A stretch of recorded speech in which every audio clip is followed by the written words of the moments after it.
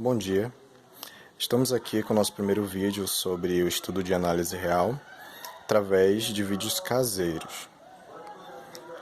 Vamos trazer agora um tema bem interessante e que é muito abordado no estudo da análise real, que é as funções injetivas, sobrejetivas e bijetivas. E o tema proposto para esta aula foi uma relação curiosa entre essas funções. Nesse sentido, abordo aqui os conceitos de função injetiva, sobrejetiva e bijetiva. Com relação a uma função injetiva, o conceito dela é algo bem simples, onde para todo elemento, dados dois elementos, na verdade, no domínio, se esses elementos são diferentes, as imagens também são diferentes. Ou ainda, se cada elemento do domínio corresponde a imagens diferentes no contradomínio. Essa é a definição em símbolo e simples da função injetiva. A partir disso, uma das características da função injetiva é que podem sobrar elementos no contradomínio que não sejam correspondidos, ou seja, não há problema se no contradomínio sobrem elementos. Com relação à função sobrejetiva, em símbolos, essa que é a definição dela, né? Para todo elemento do contradomínio existe um elemento no domínio, de modo que este elemento que está no contradomínio é imagem de algum X. Ou seja, em outras palavras, todos os elementos do contradomínio são imagem de algum elemento ou de mais de um elemento num domínio, que no caso é o X. Uma observação importante é que não podem sobrar elementos no contradomínio que não sejam correspondidos. O conceito de função objetiva é bem prático. Nesse sentido, quando a função ela é objetiva, significa que ela é injetiva e sobrejetiva simultaneamente. Aí vem essa pergunta, que justamente faz jus ao tema, né? Como é possível relacionar essas funções, essas três funções de extrema importância na matemática? Como eu posso relacionar elas de modo que elas sejam manipuladas para obter outras funções ou de modo conveniente com a demonstração que é usada em análise real? Então vamos aos casos. Temos aqui três casos. O primeiro caso diz o seguinte: a partir de uma função injetiva, nós podemos obter uma função bijetiva ou construir uma inversa sobrejetiva. Temos assim a nossa primeira função aqui, injetiva, né, que eu denominei de f. O meu domínio é o x, o meu contradomínio é o y. Temos aqui os elementos do domínio e os elementos do contradomínio. Temos as suas correspondências aqui. A partir disso, o que eu posso fazer? Eu posso restringir esse contradomínio para formar esse aqui, que justamente é o conjunto imagem pela função f do meu conjunto x, e construir uma objeção.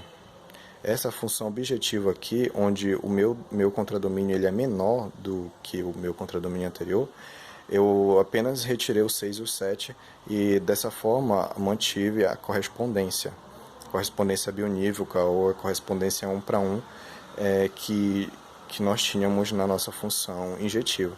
E obtivemos assim uma função bijetiva. É algo bem simples. E a partir disso, também podemos construir uma inversa sobrejetiva. E aqui eu tenho a minha inversa sobrejetiva, né, que denominei de H, onde o nosso conjunto Y, que era contradomínio, agora é domínio, e o conjunto X, que era domínio, agora é contradomínio.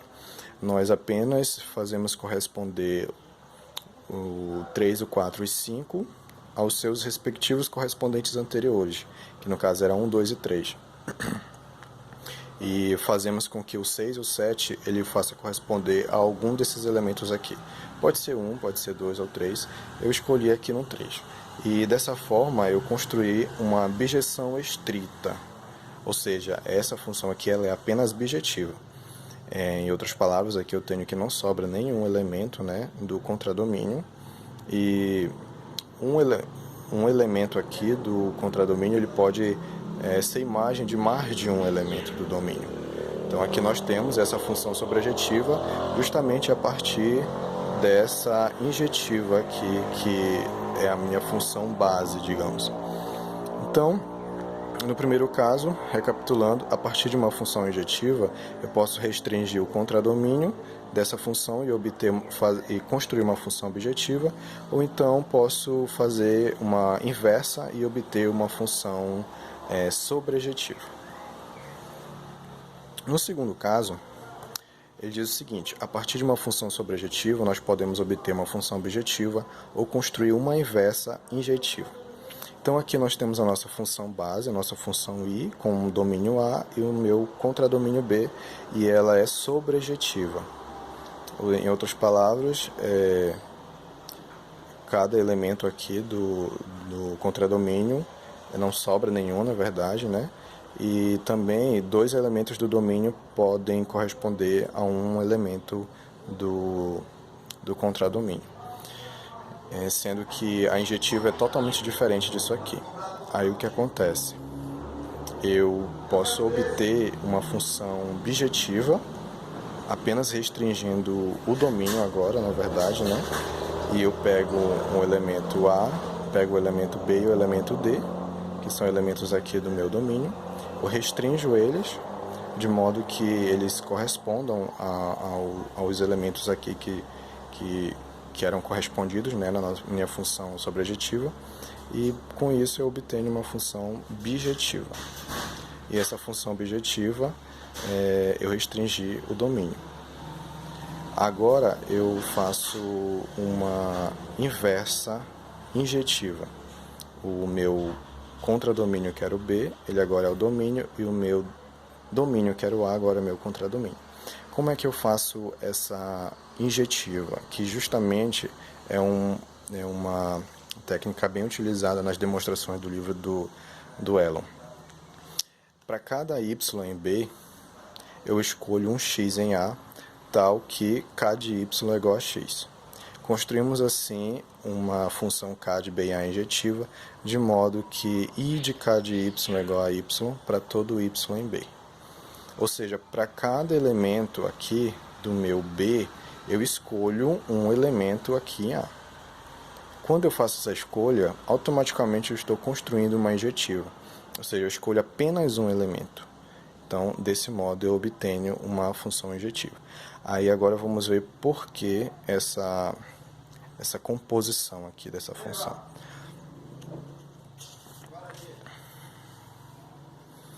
Por que usar essa composição? Justamente a ideia é a seguinte: é porque nas demonstrações do Elon, ela é muito utilizada no final de uma demonstração que envolve conjuntos infinitos, enumeráveis e conjuntos infinitos. Em outras palavras, essa composição ela permite afirmar isso aqui, ó.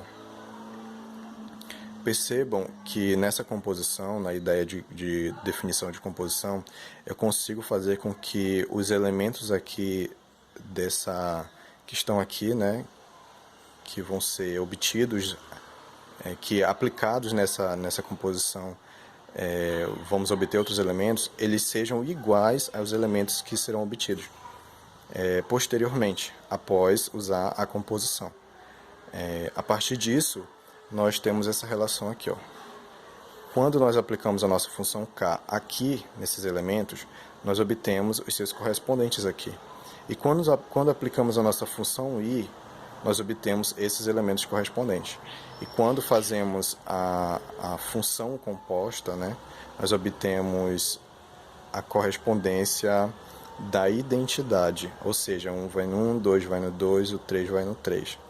Isso permite uma precisão na minha demonstração, ou seja, eu não fujo da minha ideia de tornar a minha função sobrejetiva numa função injetiva. Justamente por isso mesmo que nós usamos essa ideia aqui. Não poderia ser k de i de y? Não, porque senão ia fugir justamente da minha construção. Por isso mesmo eu consigo usar essa ideia de escolher um elemento para cada elemento para cada elemento do contradomínio, um elemento do domínio, de modo que eu construa uma função injetiva. Aqui nós temos uma função injetiva, uma função sobrejetiva e pelas correspondências, né, nós obtemos uma função bijetiva. Agora vamos para o terceiro caso.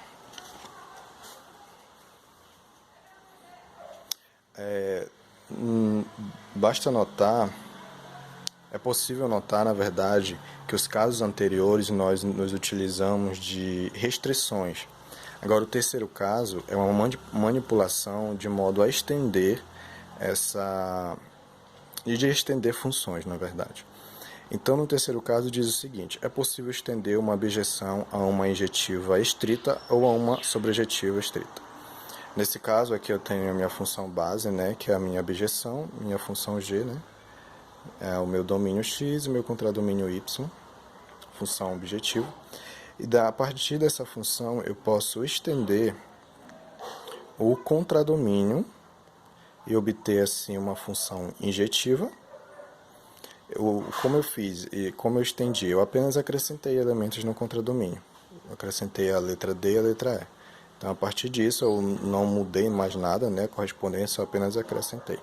Então, eu estendi o contradomínio e obtive uma função injetiva a partir da minha função bijetiva.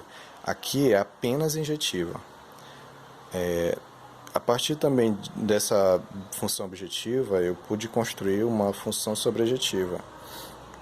O que eu fiz? Apenas estendi o meu domínio. Acrescentei os elementos 4 e 5 e fiz ele corresponder ao elemento C. Mas sendo que eu poderia colocar o 4 e 5 também correspondendo ao B ou ao A, tanto faz. Mas nesse sentido, o importante é obtermos uma função sobrejetiva estrita, ou seja, apenas uma função sobrejetiva.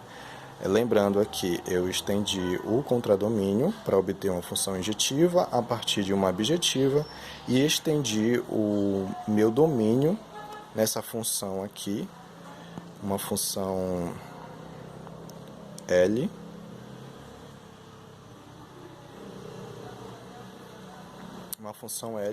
e obtive uma função sobrejetiva estendendo o domínio a partir dessa minha bijeção. Então, qual foi o objetivo primordial, principal desta aula, na verdade? Justamente afirmar que é possível nós manipularmos as funções injetivas, sobrejetivas e bijetivas de modo conveniente, para se adequar à demonstração de algum teorema ou corolário, ou dentre outras questões que exigem essas construções. Então, nós temos os três casos, né? Temos as três funções, temos os três casos. Esses casos são bem interessantes, são bem comuns e que nós podemos ver muito nos livros do Elon, Lages Lima, ou de outros livros de análise real que abordam esses tipos de demonstração de técnicas. E é algo que muitas vezes a gente não consegue identificar ou mesmo identificar numa aula de análise real na universidade, pelo fato de da aula ser muitas vezes corriqueira ou muito resumida e a gente não tem aquele tempo de estudar esses mínimos detalhes para nós conhecermos mais sobre essas funções injetiva, sobrejetiva e bijetiva. Então nós ficamos por aqui, espero que ajude vocês a compreenderem mais dessa relação, né, que há entre a função injetiva, a função sobrejetiva e a função bijetiva. São funções muito interessantes e há muitas outras características que elas podem trazer ao conhecimento da análise real. E é isso. Enfim, muito obrigado e bom estudo de análise real.